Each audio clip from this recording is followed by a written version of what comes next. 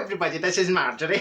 Look at me today. I think I look like Miss Saigon, don't I? Very oriental. Do not they will me Miss Saigon. Oh, it's awful funny. Anyway, Shein, link down below. Now, my hairdresser, Kylie Marie Antoinette. Well, one of them, because I've got many. Not that much hair. Anyway, Kylie Marie Antoinette has just dropped off wee Pansy Potter. Now, Pansy Potter, she's downstairs, right? She's watching a DVD. She's in the bad books. We'll come to that in a minute. Now, when Kylie Marie, I opened the door, right, there's Kylie Marie Antoinette standing with her face fizzing, right, I'm saying, what's wrong, Kylie Marie Antoinette, why so the long face? You look like Celine Dion, you know, with your big long face. She says, oh, I'm not happy, Marjorie. I mean, I've just been to the petrol station to fill up with the petrol because I have to go and do some messages. That's why I've asked if, you know, you'll look after me Pansy Potter. And she's just spent £137 on a tank of petrol. £137? That's ridiculous, isn't it? Imagine spending all that on a tank of petrol. One tank of petrol? Honest to God, that's not right, is it? Anyway, she does have one of the big motors. She's got one of the, what do you call the big motors? What does she call it? An IKEA Memento, right? So she's a big motor. So fair enough, it takes a wee bit more petrol, but £137? That's not right. I don't know where this world's coming to. I think we're going to end up a third world country by the end of this year. The electricity and the gas and the sausages and the chickens and what else? The oil. You know, we kind of get the cooking oil and you know, the petrol prices and oh my God, I think we're going to be in the bread line. Oh no. Anyway, so Kylie Marie, you know, before she went away, Kylie Marie Antoinette says to me, now she's in the bad books. No treats for her, no cakes, no biscuits, no fizzy juice, because she's in the bad books. I says, oh my God, what's she done? Kylie Marie Antoinette, what's wee Pansy Potter done? She says, well, she's broken her milk float. She drove her milk float right into a wall, right? And I says, oh no. Well, that's not the end of the world, is it? You know, okay, she was going to use her milk float to pull wee Harry Potter up the aisle at Fanny and Felix's wedding, you know, when wee Harry Potter was the ring bearer dressed up as a sailor, as Popeye, and Pansy Potter was going to be Little Mermaid, you know, Ariel for the Little Mermaid, and she was going to put it up. I says, well, we'll just use a wheelbarrow and she can push it up. And she says, no, that's not what I'm angry. I'm not angry because she's broken her wee milk float. I'm angry with her because she lied and she says it wasn't her. I says, oh, she says, would you have a word with her? Would you tell her? Would you, you know, try and sort things out? I says, right, leave it to me, Kylie Marie Antoinette. So she goes away to do her messages and I says, now listen, little Pansy Potter. You can't tell lies. Telling lies is bad. And she's going, oh, sorry, bad. I says, you're a very bad wee girl. So I says, you know what will happen to you, Pansy Potter, if you tell lies? Your nose will grow. Your nose will go,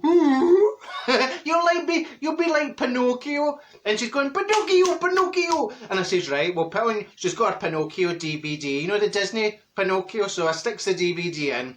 And I says, now listen. You'll listen to me for 5 minutes before you watch Pinocchio because you have to learn that lies are bad. And she's like, she's got a wee heat down. She's hanging her head in shame. And then I thought, you know, why am I trying to tell wee Pansy Potter that telling lies is wrong? Because we're all a bit of a Pinocchio, aren't we? Because, well, we all tell lies. We all tell wee white lies, don't we? Let's face it, every day we tell wee fibs just to make life a wee bit easier. You know that that way, if you're walking down the street, you know, you're going down to Greg's to get a couple of hot cross buns and there's somebody coming towards you with a pram or a buggy and you're like, oh, what a beautiful wee baby. And then you walk away and you're absolutely traumatised because the Wayne looks like Chucky.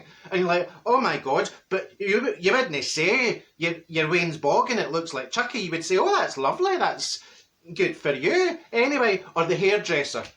How many of us have been sitting in the hairdresser's chair and, you know, they bring the mirror and they go, and I went, oh, it's lovely. Oh, look, oh, I love it. Oh, it's beautiful.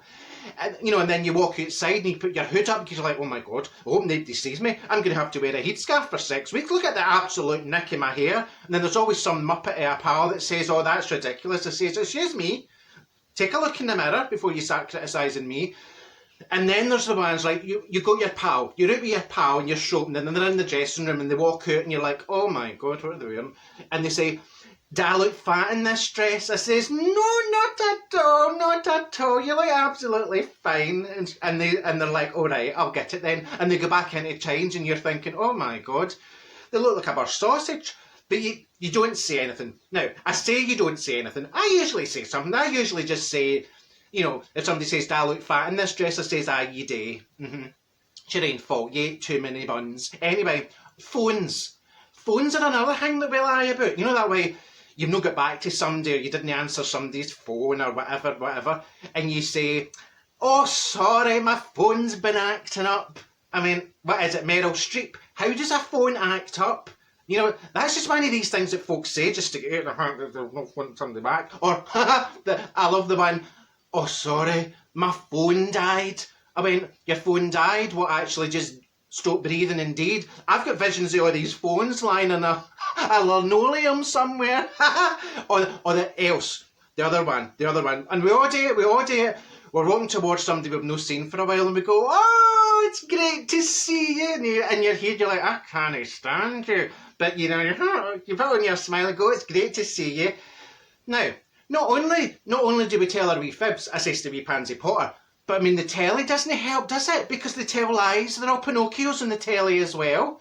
You've got Boris and you've got Donald and you've got all the numpties and Keir Stutter, and they just tell you anything, don't they? All the government and all the news and all the fake news. You don't know what's real and what's not.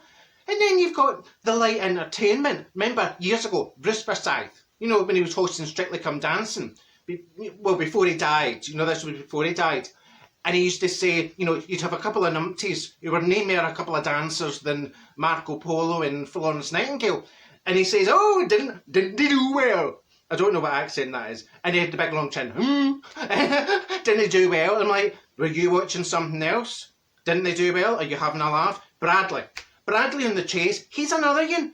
He always says, you know, one of them gets like £1,000 in their cash building, and he says, you're a better player than that. And I think, if they were a better player than that, they would get more than £1,000. Stop lying to them. Stop trying to make them feel better. Just, they'll need to accept the fact they're thick.